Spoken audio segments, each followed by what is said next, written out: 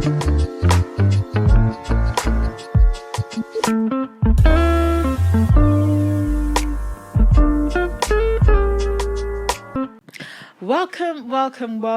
to Achievers Avenue podcast. It's a pleasure to have you guys here again. I'm your host, Christabel. This is another brand new episode, and I hope you are excited as I am today because we have a guest in the house. I'm gonna in a short while introduce him to you guys, but first and foremost, I just wanted to remind you that Achievers Avenue podcast is a podcast for the people. It is a podcast to inspire the nation. It's a podcast where we hear people's stories, what they've been through, the obstacles they've been through, and basically about their career and their lives. And we aim to inspire the rest of the generations and people who have been unmotivated, stuck, and feel like they need a bit of a pick-me-up. So this is for you. Please keep it tuned in. And before we introduce our first guest, I'm going to ask you to please like, share, subscribe, because this will be uploaded onto YouTube. Also, please follow us on Instagram. So that's Achievers_Avenue_podcast. And without further ado, I'm going to introduce our first guest. Hi, Reg. How are you? Hi, Chris. I'm good. Good. Hello, everyone. So we have our first guest. We have our guest Reg, today in our show.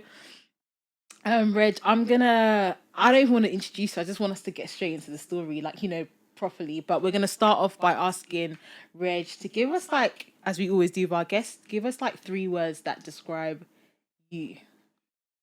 3 words? Yeah. Oh, okay. All right. Let's go through the alphabet then. A for advocate.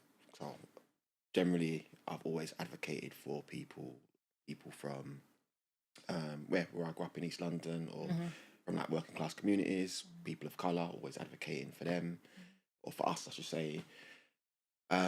B, bridge builder, right? So generally, it's about building bridges, right? Because some of us are over here and some of us are over there, and people over there usually have stuff or have the things that we want to get, and some of us over here can't get it unless we build a bridge and then we can come together. So yeah, bridge building. And yeah, community. It's all about community. So I'm very much about the community. I spent a lot of my time, or early part of my career, working in community development, just trying to help people get on in life, and just helping people come together so that I can improve the common good or improve the situation that we're in. That's excellent. So to probably give a summary about you, Reg, then you are someone who's gone from seeing things in your younger years, growing up, to then working in the community engagement type programs, working then with corporations, and then finding your way into basically the legal field, even, and doing DEI work in a grander scale. So let's start from the beginning, because it's not usual to see someone that's gone from community engagement all the way to corporations, right, doing D&I work there. Let's start from the beginning in terms of your childhood. Let us know how. Okay. Yeah, what happened, where you grew up, Right, so we're going to put the Fresh Prince music in, yeah? Dun, dun, dun. Yes. Yeah, so, I always say, I was born and raised in East End, but I wasn't actually. I was born in North London, so I was born in Whittington Hospital. Okay. And so my mum was up. She started off up north, Hornsey area, and then. But my earliest memories, what I can actually remember, is being in Walthamstow. So East London. Most of you all know it now. It's a place that is a bit hipsterfied. So, well, as of recent, yeah. It's it was trendy now. It's trendy now. It wasn't trendy then. So yeah, it was basically a kind of white working class area, and so that was what I grew up in, grew up around, and my mum was so as I remember, she worked in a couple factories. And back then there were factories. People could just get jobs in factories. It was it was not easy to get a job, but people got jobs, and then they stayed in jobs for a long time. But it was around that time that I came into the world that they started closing down a lot of these factories. We were deindustrializing. So my mum was working in a factory called Castetner's. I think it's basically where Tottenham Hale is now. And that's where she met another guy called Reg. It's a white guy, English guy. And I think when the job ended where he was there, he then like helped her out. I mean, they got on, I guess, and then his wife Maud, you met on Maud, yeah. So she then got my mum a job at her factory, which was called Dickinson's or something like that. So anyway, so they became like a big part of her life, and then because they helped her out so much, they took her under her wing. She then called me Reg after Uncle Reggie. He's passed away now, but so people always wonder like, Reg, that's not a black name, is it? Or but it's like, yeah, it's one of them old kind of white men names, isn't it? So that's how I got the name. And he just basically did all the kind of granddad things with me because my mom's from Ghana, so and my actual grandma was in Ghana, so I never really had that much of a connection, or not so much of a connection, but not a relationship where she could do the grandma type things. Yeah, you didn't have them. Yeah, exactly. Yeah. So I kind of grew up around all of that, and community was a big thing, and a lot of that generation, they grew up around. They grew up sort of in the Blitz times, right? So they're all about sticking together. But at the same time, as they got older, then you had like post-war migration. So my mum was part of that. So then you've got a community in transition. But you hear a lot of stories about the kind of but it wasn't universally like that. When you say what do you mean? Like the aggression, maybe? Like what you get now when people say, "We want our country back," that sort of stuff. So you did have some of that, like maybe a bit before my time in the sort of 50s, 60s. Certain areas like Isle of Dogs and places like that were known as like National Front areas. And basically what it was that people saw people coming in from other countries, different culture, different languages, or sometimes not even different languages, different ways of speaking or whatever, and they just felt like, we're getting pushed out. But East London's always been a transient population, so if you take somewhere like Whitechapel, Bethnal Green, that's seen as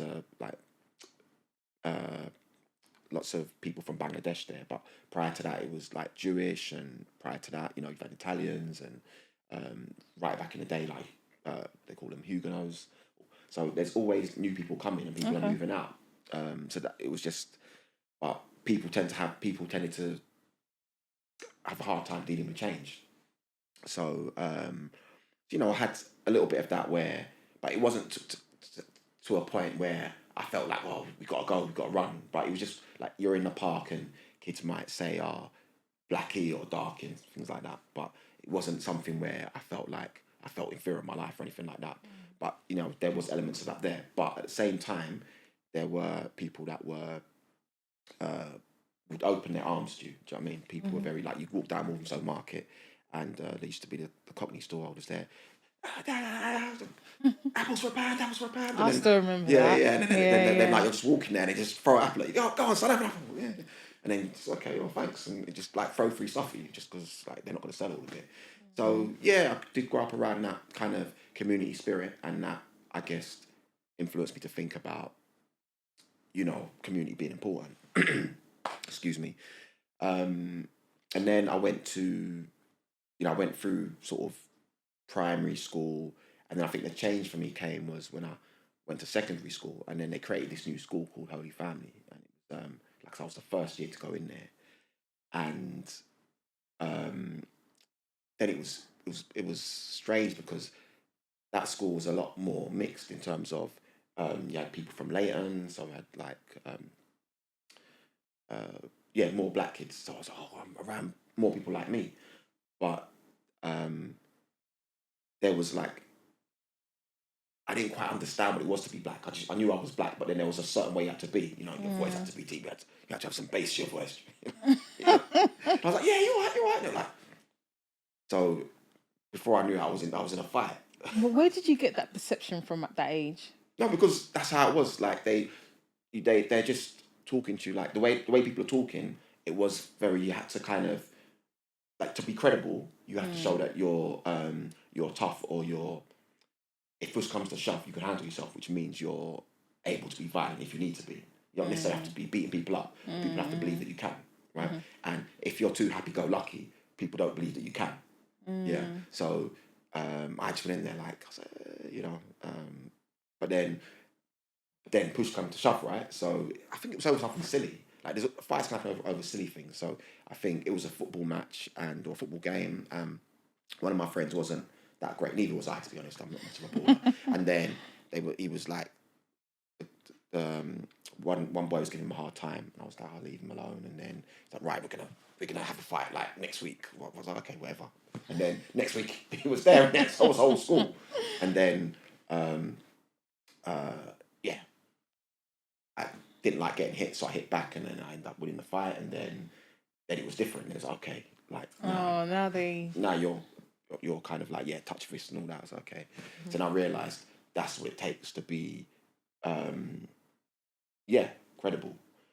But it didn't really sit well with me, because one of the things that happened to me when I was, well, not happened to me, but my cousin was, he was murdered in Tottenham, like not too far from here actually. And then I think he was stabbed or something like, he was stabbed, but I was really young at the time. So maybe I was about 7. So for me, that was the first time I had the concept that someone could you wouldn't just die of natural causes. Someone could actually take your life. It's not like on TV. And then you're gone. And that my aunt, who was his mum, she was probably one of the more bubblier aunts. And then after that, she was still who she was, but like I noticed her eyes changed. Not the same. Yeah, it's like the shine or whatever goes out. So then I think I always knew that whenever a situation gets heated, there's a possibility that it can go that way. So I always try to avoid situations that got too heated. Or if I did get into something, which is very rarely, like I'd be regretful about it. And I was always trying to talk people down from a situation. And then it just started getting worse in East London. Like I think there was a boy in a year above me. He was stabbed, and that was a big deal in school. He survived, thank God. So like those sort of things made me think, all right, university. And it wasn't just university to get on in life, it was university because that would be an escape, because then what it means that if you've got a good job, then you're in you've got a car, you're in a nicer area, you can kind of you're not really on the streets. So in my head I was like, potentially, like I might not make it to a certain age, and if I don't, it's probably going to be at the hands of someone that looks like me. So I was very kind of wary of people that look like me. When I say that out loud, it feels a bit like, that's not quite right. I shouldn't be feeling that way. We should be kind of working together to get on to get ahead. But I was really fortunate in that when I was at university, I ended up being able to do a student exchange, go to America. And that was the first time for me coming out of the country. I'd never left the country. Obviously, my heritage is Ghanaian, but I'd never been there. I guess, whatever reason, there wasn't enough money around. So my parents had gone in that time, but to take me there was maybe stretching the budget too far. Fair enough. So, in fact, my mum was actually, my mum and my siblings went at the time when I was due to go to America. So I should have gone that time.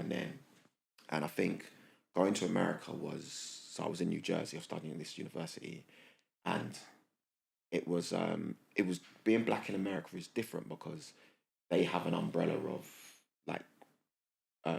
so they class themselves as, not all of them as being African American or black, but they see themselves as one group, even though you've got other people come from other countries, like from Jamaica, Ghana, Nigeria, wherever, but the core of the black community has been there for generations. So therefore they've got institutions, they've got more of a sense of identity, whereas we didn't really have that in the black community in London, or in England rather. I think it was more that you were maybe a couple of generations in.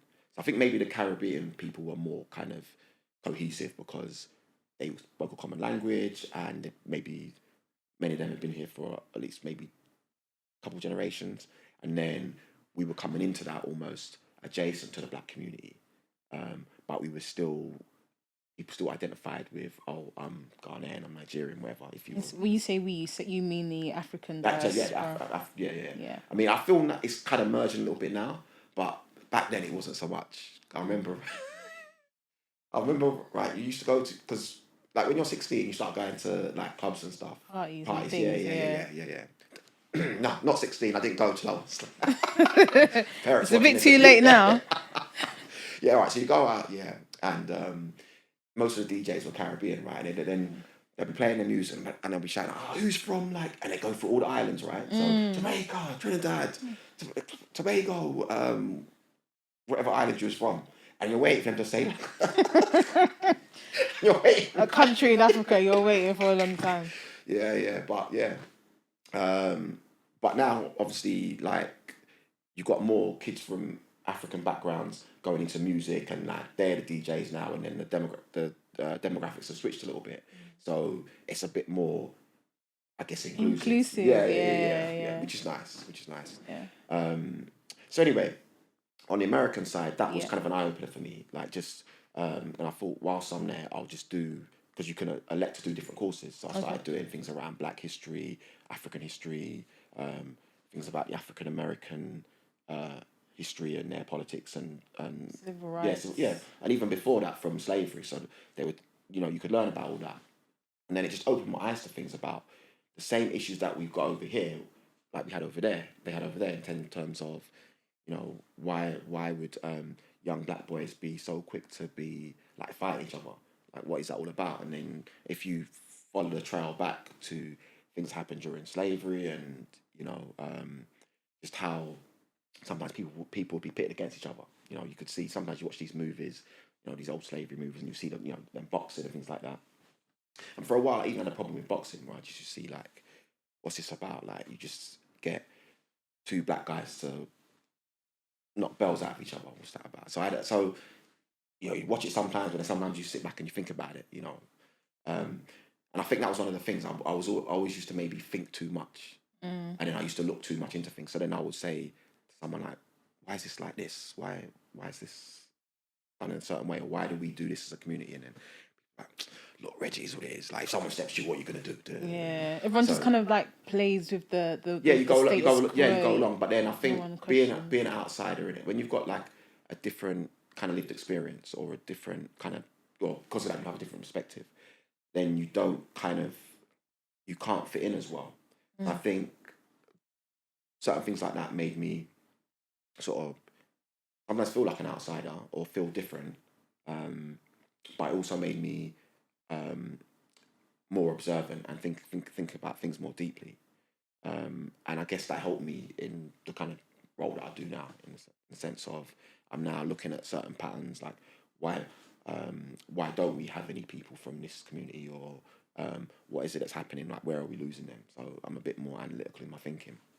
But before I got to that point, I was kind of so I came back from America, finished my degree, had more of a concept of, I guess, race and how race works, like globally in different countries, especially when people are minority. Did you go into that? Because I wanna really grasp what you learned from your stay or your time in America. What you understood about race from. All right, so let me tell you a story exchange. that someone told me when I got there that really helped, like made me go, oh wow. So someone told me this story about how it's going to show my age now, but like before I got there, like maybe a year or two before I got there, the whole OJ thing was a big thing, right? OJ Simpson, for the ones that OJ know. Simpson, for those born after or whatever it was. So so basically he was a famous like American football star. Yeah. He allegedly murdered his ex-wife or something. Yeah. Anyway, so people thought bang to rights he's guilty, but he was acquitted. And the day when they were waiting for the sentence, I was told that all the black people were sitting on one side of the room and all the white people were sitting on the other side of the room. And when the sentence came out, all the black people were like, yay! And then the white people were just mad. They saw it as an injustice. And the guy who told me said, yeah, we obviously knew OJ was guilty, but it wasn't about that. It was the fact that they've been doing stuff to us for years and years and years. And this was just like, it was like, we just wanted something back. And I was like, wow, like it really is a team sport. Like you really are one team or the other. And then what helped me more understand that is as I got to know people, because I was kind of like, I was from England, right? So I was kind of moving between the different worlds. So white Americans were kind of interested in me because I was from, England, which is like... Yeah, the accent. Yeah, no, that's like... So England to Americans is like Africa to African Americans. That makes sense. It's yeah. So they were interested from that perspective, asking me about royals and like, I just hang out with them on Tuesdays, don't I? And then black people, because they didn't realise there were black people in England. They're like, oh wow, yeah. Really? So anyway, so that people started, telling me about their school, and so they were showing me they've got these things called yearbooks, and then you can see all the pictures of the people I went to school with, and a lot of the black people just had all black people in their schools, or black or Hispanic people, or whatever. And white people will have mostly white people, and then the odds black or brown person in there. And so what I realised is when you grow up like that, and you just grow up in a situation where you're already divided, because they had this thing called redlining, where basically live in that district, and then you go to school in that district, and they had this thing called busing, but that only happened for like a few people. But you're going to redlining, just for the people that don't understand what redlining is. Redlining, so redlining is something that the government did that basically it meant that I can't remember how it worked now. But basically, if you were black, you ended up staying in certain areas, so you couldn't like the rent. You could people would only rent to you in certain areas. Like you couldn't now come out of that area and then go into a white area because they wouldn't rent you, or you were allowed not to sell houses to people. In fact, sometimes they had an agreement that you couldn't sell to people who were black in that area. And I think obviously the laws would have changed, but because of the legacy of that, people still live in very divided communities. So in a sense, when we speak about systematic racism, would that be an example of it? Yeah. So yeah, exactly. So you see the system at play, and I think we always look to America because it's a lot more blatant there, like the way things play out. Even in terms of like voting, and if you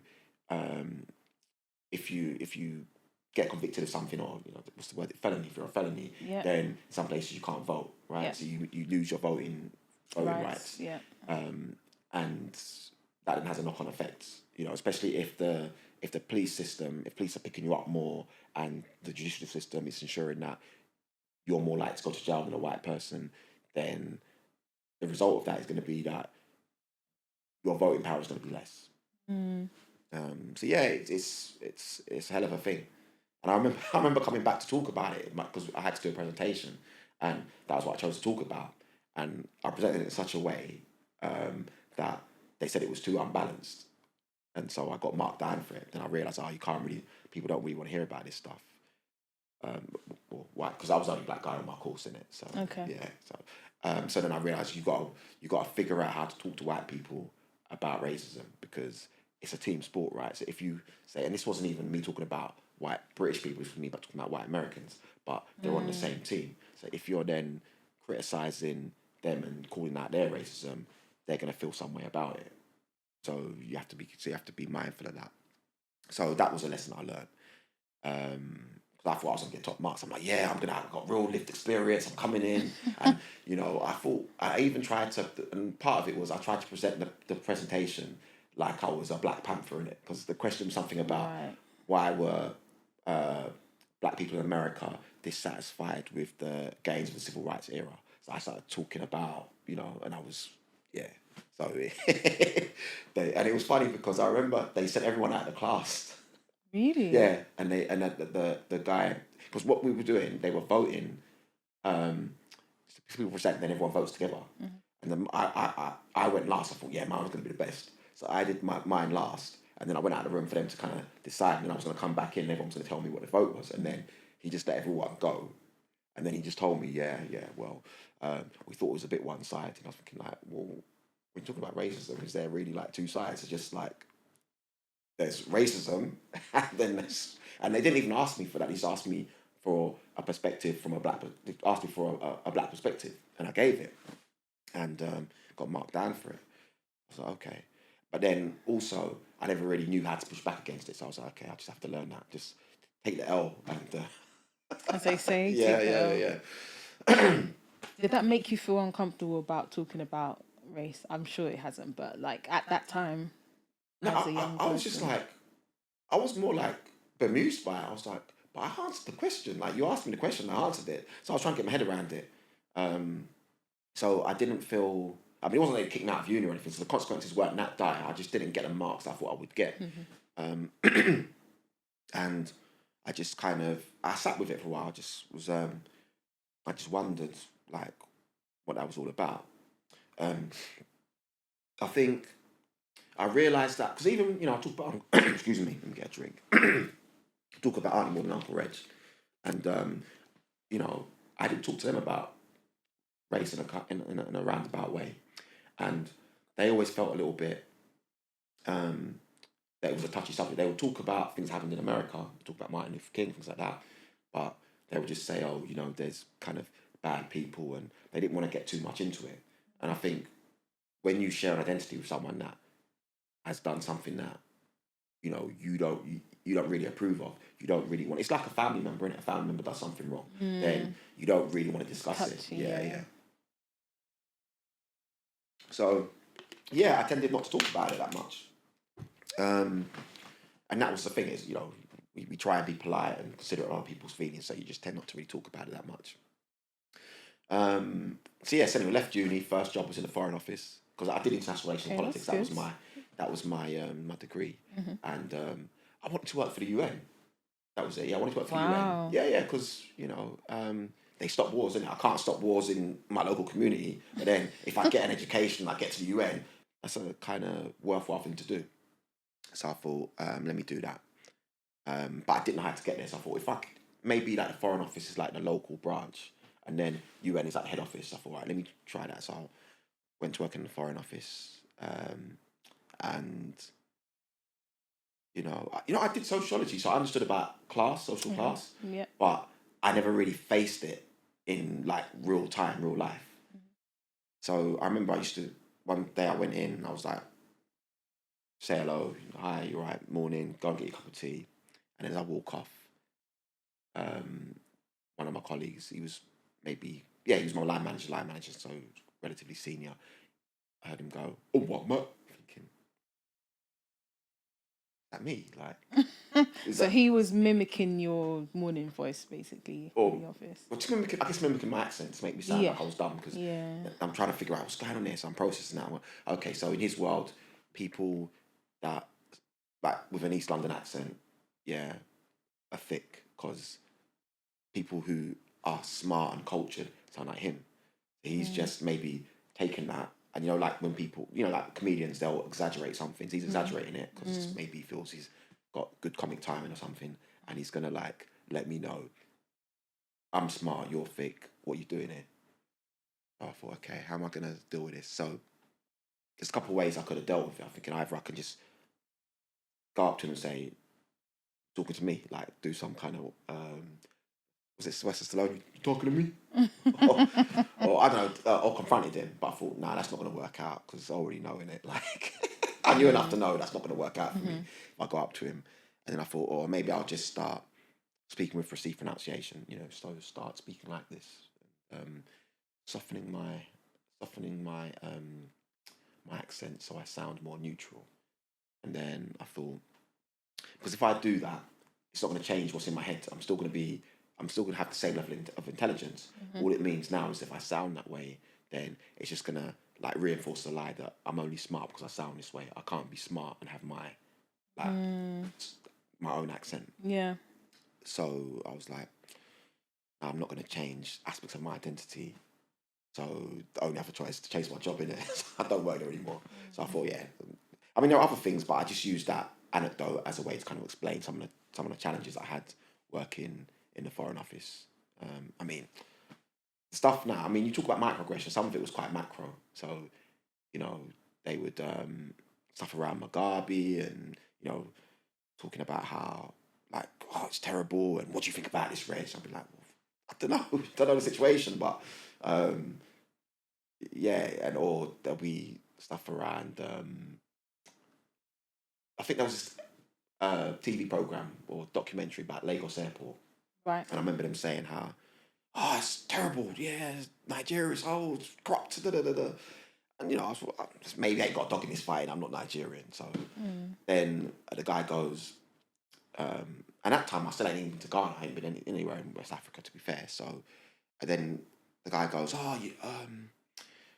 like I went to Nigeria once. I'll never go anywhere in West Africa ever again. Thinking like that's a big statement, like because I said to him, okay, so you had a negative experience in Lagos or whatever, yeah, but right now they're massacring people in where is it, Bosnia Herzegovina or whatever, and so does that mean like in that area, like Western Europe, is smaller, a lot smaller than West Africa, right? So does that mean because they're murdering people in that part of the world that I should never go anywhere in Western Europe? He was like, oh, I know. Sorry, that's me mimicking posh people, innit? Well, I know we are going with this, Reg, but some of the worst exploitation in Africa is it's not by the white man, it's by the black on black, and they haven't progressed since colonialism. I was like, oh, here we go. And then I was like, yeah, but these countries, like, I'd studied like decolonization and that. So I was like, yeah, it's been like since the 1960s, a lot of these countries have, and sometimes even in the 1980s, so it takes a while for a state to establish itself and establish its norms and its political apparatus and all of that. And then another woman goes, yeah, but Britain was a colony of the Romans. Look how far we've come. I was like, 2,000 years ago. Do you know what I mean? So yeah, well, maybe not too, like 400 AD. Yeah, so it wasn't quite 2,000 years ago, but it was a long time. So it was like having these sort of pointless arguments. I thought, yeah, dead this, innit? Then I thought, because I've had all these kind of difficulties, what's it going to be like for people that didn't even go to university? And then I had a situation where, I'll still be in the area and I'll see people who were maybe the big names back in the day, but now they're struggling. Like education wasn't really their thing. And, maybe they've got or missus here or baby mother here, whatever, and now there's pressure and you're trying to get on in life. So I realised that it's not about, because back in the day I thought, the next black guy is potentially like an enemy in it, but I'm not supposed to fight other black people. I'm supposed to fight for them, if that makes sense. I thought, right, that's when advocacy come in. So I'm like, okay, people come to me because I'm in certain jobs and they'll say, can you help someone out? Can you help my nephew out? And so I'm like, okay, all right. So maybe I need to kind of step up a little bit and try and do a bit more. And that's when I started doing more of the community stuff. And I looked for roles that I was working with the community, especially like in East London or anywhere in inner London where I could basically find opportunities for young people to get an apprenticeship or just get on, really. And that was, and yeah, I was mainly been doing that for like roughly a decade. Different places like housing associations, local authorities, charities, and different guises. But what I found was that even though I was fairly good at what I did, I was quite passionate. I wanted to get results. People wanted to keep me where I was. I wasn't really progressing. What do you mean by people wanted to keep you where you were? Yeah, so so a lot of the people that I was in jobs trying to help were either like younger versions of myself or could identify with me. Okay. Right. So what that meant was that, that's a good position for you because you're on the front line. you'll get them, they'll get you. You're relatable. Yeah. Okay. But then when you want to like progress in that sort of role, then it's a more of a strategic thing. It was a glass ceiling. Yeah, to an extent, because then when it's like, it's a different skill set they require. They want someone who can manage a budget. They can like plan what's going to happen over like 2 to 3 years and that sort of thing. And I could do that, but they just see me in that position, you know. But the people who would get those positions would be people that were, say, maybe white, maybe more middle class, more female, and they didn't really come from. Very rarely did they come from like the inner city. I was like, they don't have that lived experience. Do you know what I mean? So you need someone up there who's got that ability, but they've also got the lived experience of being in that community, understanding like why people will engage or why they won't engage. And then all the different jobs I went to, I could see that like, I was a bit of an anomaly. Okay. And then I kind of was thinking like, what's going on? Why is it that like? And I think I worked in an organisation that was specifically about helping people from East London, and very few of the people there. Well, no, actually, not very few, but like, I was probably the only black person raised in East London that worked in that place. Okay. Right. They were quite good at getting people from Bengali heritage in there. But again, it was mainly a lot of women as well. And a lot of the issues were being faced by boys and young men from working class backgrounds. So they were kind of getting left behind, especially when the stated objective was around raising aspirations for girls, getting girls into STEM, which is something we need to do. Yeah. But the boys were getting forgotten about, and I was trying to sort of bang the drum for that. But yeah, I mean, and I kind of sat there and I questioned like, what's going on? And then that's when I started to, before I knew what a bias was, I had already noticed the patterns. So when I started to learn about biases, then I realised, okay, this is what this is. And I realised it's very hard for someone to, people have reference points, right? So they understand that someone who does this role needs to look like this and speak like this. So people only have limited bits of information. So like when you come for an interview, because I used to say to you, people make up their minds in an interview in the first couple of minutes, or whatever. What can you find out about someone in a couple of minutes? But they look at what do they see, how do you speak, how do you carry yourself.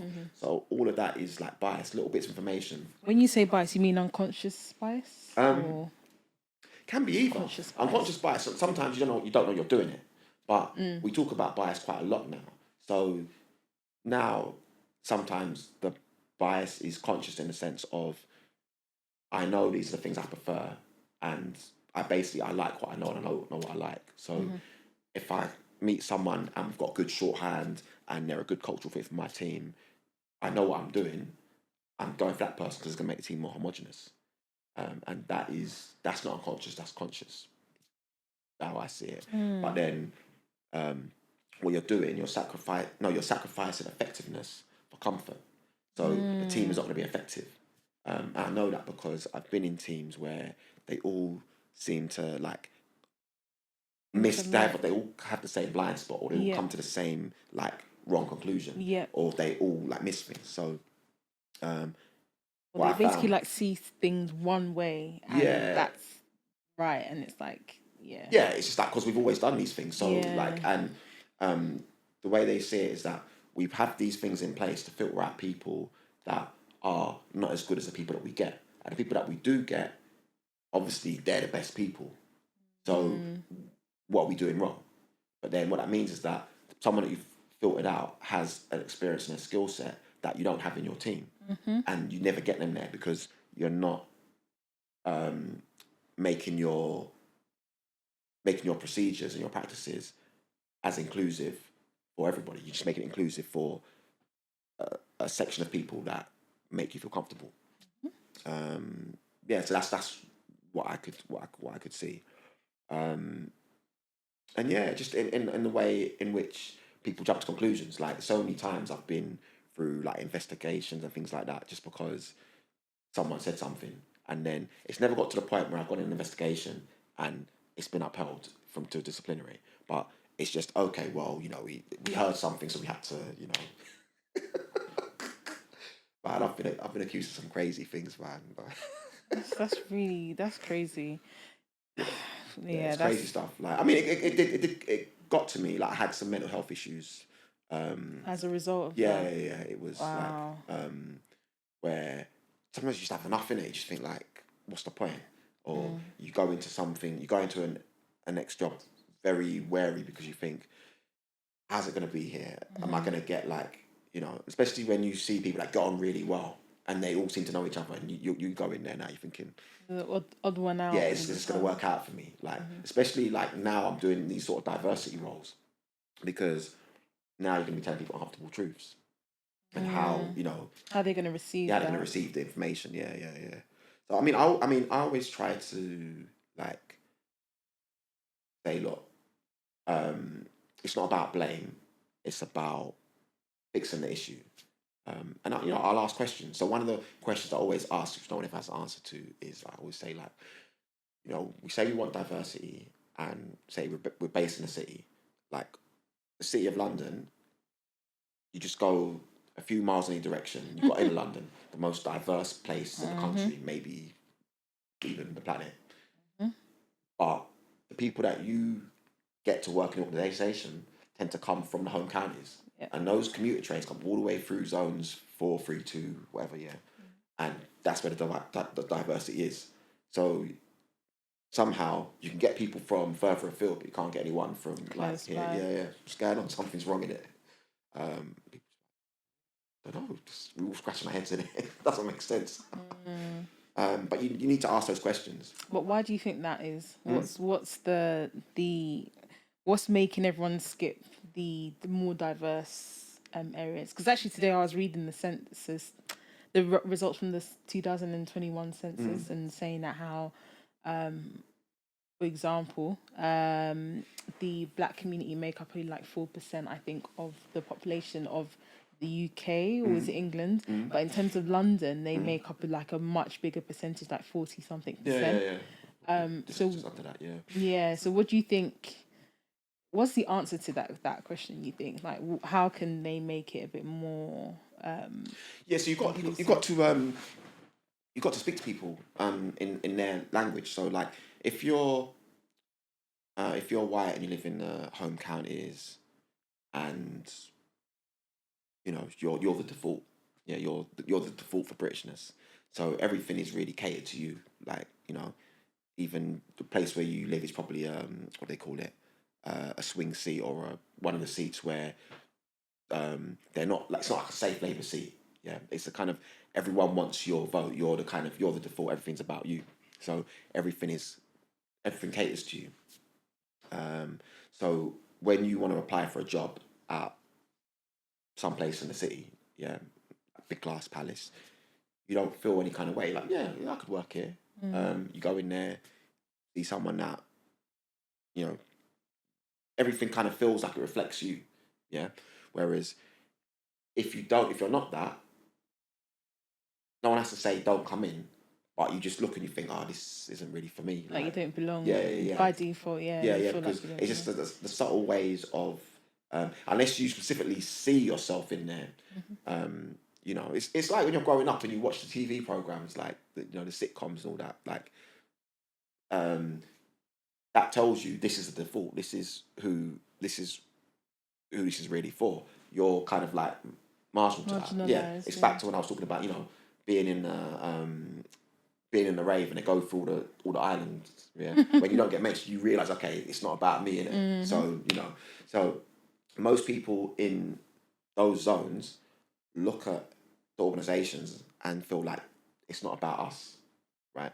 So so you have to then be intentional to kind of change that narrative. So that's why the outreach work is important. So, you know, when I worked for the organisation I was telling you about, I was doing things where I was taking kids from schools and taking them into the companies, and then they could have an insight day, or you know, running work experience programs, or taking the volunteers from the companies, taking them into the schools. All of that stuff is really important to kind of change the narrative so people feel like, yeah, I could belong there. I could be part of that. I don't want to cut you off, but I just want to say that I'm definitely a beneficiary of that. Oh, you had that, yeah? So when I was a kid, I went into, I'm not going to name the banks, but one of these, one bank. And the most fascinating thing about that particular day, because I spent a day there, is that, you go up the lifts and you can, it's like a glass lift and it's going past all the different, I found that so fascinating. Obviously, I learnt more than that, but that was like, oh, I can see myself here. And then not long after, I also was a part of, maybe a couple of years, when I was in sixth form, I was a part of a program which I think is like phenomenal, Windsor Fellowship. Okay. And I got to so we were basically applying for Lehman Brothers positions. I got to the group, so I passed the first interview, got to the group interview, and then didn't pass that. But knowing that I've even got past the first interview, and then a couple of years down the line, then working at the bank that is now in the Lehman Brothers building is not a coincidence. Right. So I think, these things kind of helped me get to the point where I've got like, no, I can definitely apply again. Or once I'm qualified, I'm, I can be represented that I also can, have a seat at the table. Those interventions are key.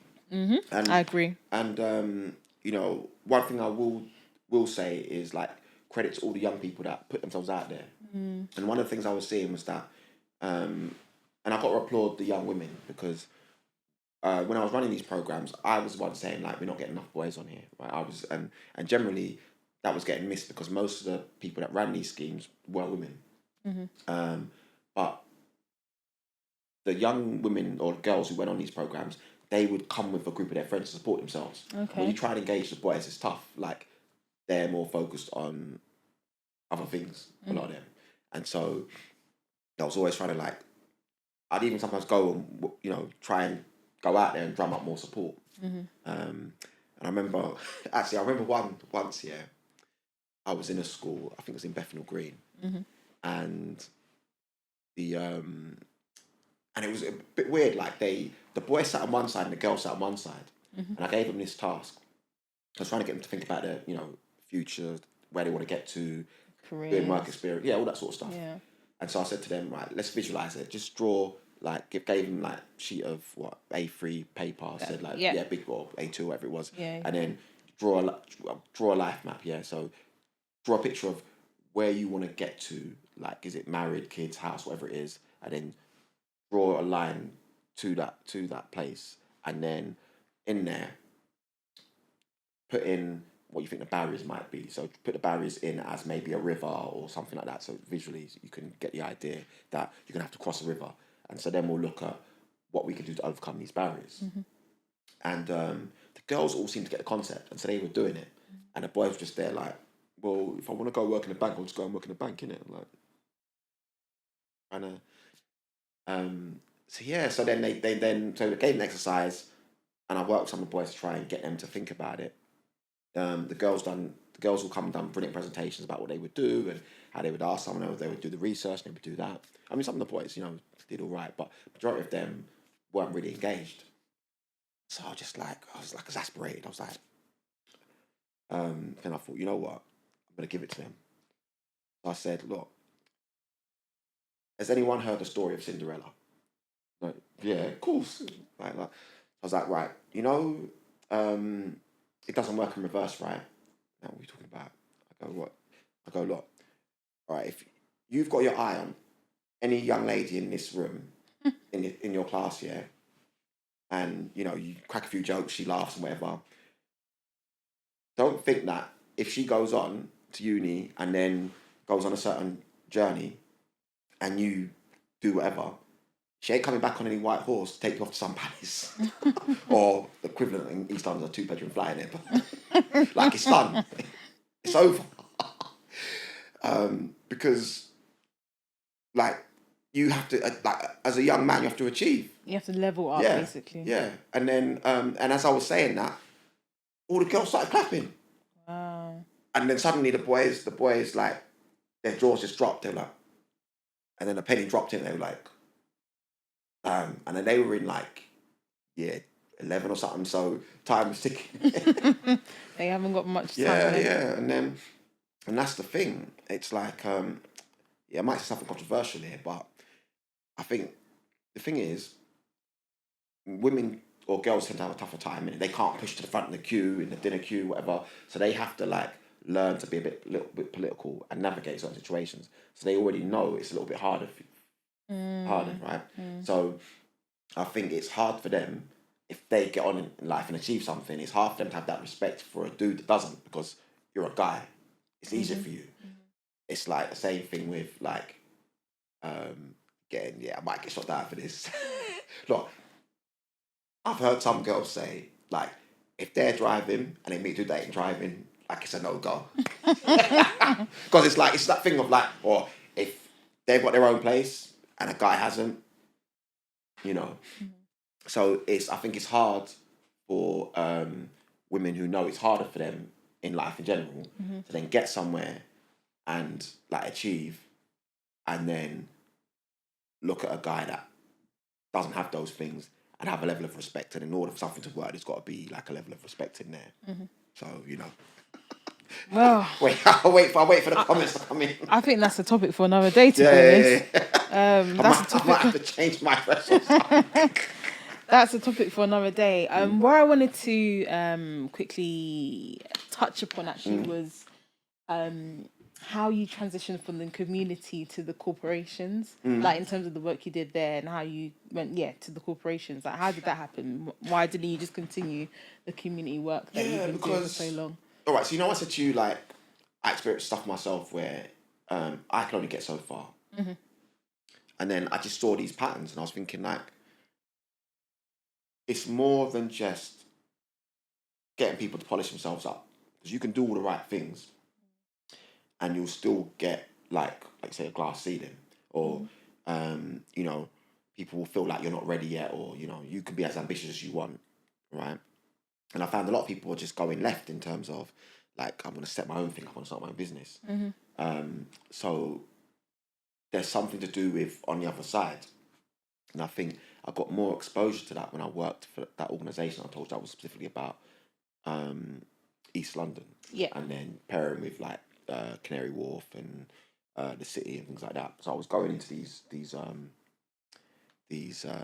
companies, and I was seeing, alright, they talking about diversity and inclusion, but they were just focusing on gender. Gender was the big thing, and maybe to a little lesser extent L and G. So I never really got to all the other GBT, or was it LGBT? All the rest of it anyway, it's just L and G basically. And I thought, this needs to be broadened out a little bit. But no one was broadening it out. And I realised that's because there's no one who has that lived experience in there, i.e. someone like me. So I thought, I need to be on that side of the fence, because then I can't break the doors open from the outside. So I'm just like, you know, I'm just going to be like seen as a barbarian at the gates, innit? Close the gates! So I thought, all right, let me just, like, I need to scale the walls and then get on the other side, and then unlock the gates from the inside. Because the people who've got the gates locked, they don't even know they're locked. They think, oh, it's fine, innit? You know, people just work hard and, you know, do all the right things, you know. Meritocracy. But it's much more deeper than that. So I thought, I need to get in there. And it wasn't easy initially, because I went on LinkedIn, I looked at all the people that done the kind of role I was trying to get, and very few of them looked like me, and then the trajectory they had was different to mine. But that in a way inspired me, because I thought, okay, there's a gap there. You need a different sort of person. And generally just like white women, because they came from a HR background or a marketing background. So I thought, I could add something to the mix. And it was just a matter of basically keep like going to certain events, get to know people, keep pretending I was part of the in crowd, and then making connections with recruitment consultants and basically telling them based on what I've told you, until someone get me an interview. I got an interview, and then I guess the first interview was at that law firm. I don't mind mentioning them. I'm saying something positive about them. So Norton Rose Fulbright's international law firm was my first D&I role. And I think the key thing was that, you know, I'd done lots of work. So that previous role at the charity, which is like, I'll mention them as well, East London Business Alliance, I had a lot of exposure to the corporate world, even though I wasn't working in the corporate world. So that helped. That was almost like a crossover and helped me transition. And then also just believing in the value of my difference. That the fact that I'm different from the majority of people that maybe might do that role means that I'm bringing something. And because if I don't believe in the value of my difference, then how are they going to believe in it? Absolutely. Because they might already think, oh, we're taking a risk here. This is not the usual candidate. This is someone, so you've got to believe in it, and then they can believe in it. But to be fair, I think my manager at the time, who became my manager, Siri, she was, she chose me. She wanted me, and I remember the first day I went in, and they were just, I went in to Glass Palace, and then I was like, my pass wasn't working. I was like, it's a sign. I'm supposed to be here. I was at a meltdown. I was like, no, I don't know. Look, thanks for the opportunity and everything, but I don't know if this is me. I was like, and I was like, yeah, it's maybe too much. It's like all these things that they're like personal to me, like all these things that that I'm supposed to deal with. These are the things that I've been affected by. Mental health issues, race issues, class issues. It's just like, would I be able to like carry all of that? And so I did have a moment of doubt, and then she was really generous. She sat me down. She said, "Look me in the eye." She said, "We chose you because you were the best candidate, and we wanted you here. And you never have to do anything. If you feel that's too much, you can step away from it. If in terms of it's too personal to you, but we value your experience, and we want you to be part of the team." So yeah, when I heard that kind of that kind of helped me. Gosh. Just even a bit emotional thinking about it, actually. But yeah, she. What makes you feel emotional about that? Is it because someone just for once like believed in you and your experience and valued you, but then told you that they valued you? Yeah, and and it was a vulnerable moment as well. Like I was like in a position where I was because we all have like self-doubt, right? But we tend to mask it. I just thought I'm just been thrown into what am I doing? Like I'm working in this international like law firm, major firm. like I'm just a guy from like East London. Yeah. Like I didn't even get like most people here get in here get maybe a first or a 2-1, whatever. I got like a 2-2. So I was just like I just didn't feel I knew I could bring something to the table, but at that moment I just felt like maybe I'd bitten off too much. But I think her showing me that faith, like, made me feel like, someone believes in me, someone's got my back. I'm not on my own. Because when you go into somewhere and you're the only one of you, like, I was the only black guy in there. And I was even panicked at first, man. I mean, I didn't even want to ask people to lunch, like, individually.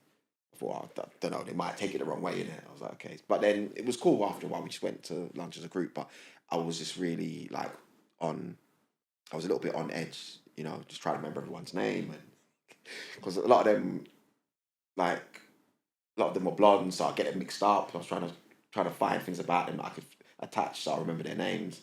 But yeah, it was fine, in the end. And I think when we got to the point of George Floyd, that was the thing I came back to, because it was a time when people just didn't want to say nothing.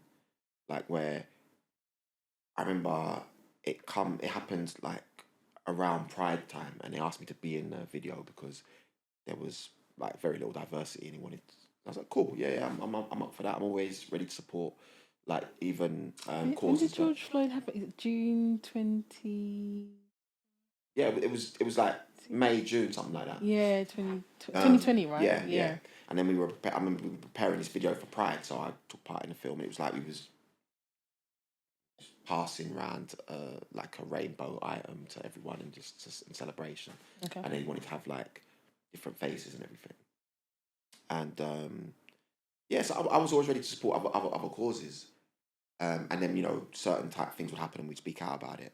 But then I think at that moment, I mean, not even just the company I was at then, it was everyone just hesitated, like, oh, this is terrible.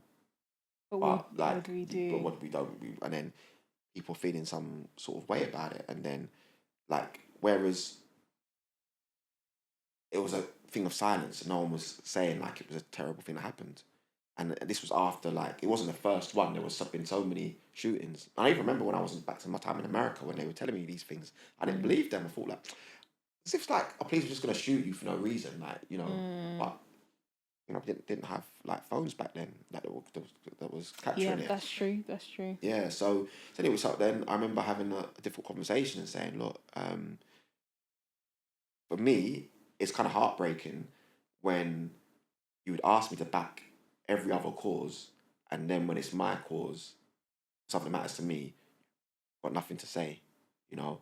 And then when I first came here, it was I was conscious I was the only black guy, and then it got better because, you know, I was embraced, and, you know, we go out drinking together, whatever, you know, doing karaoke, and then this happens and everyone goes quiet, and I'm back to being the only black guy again.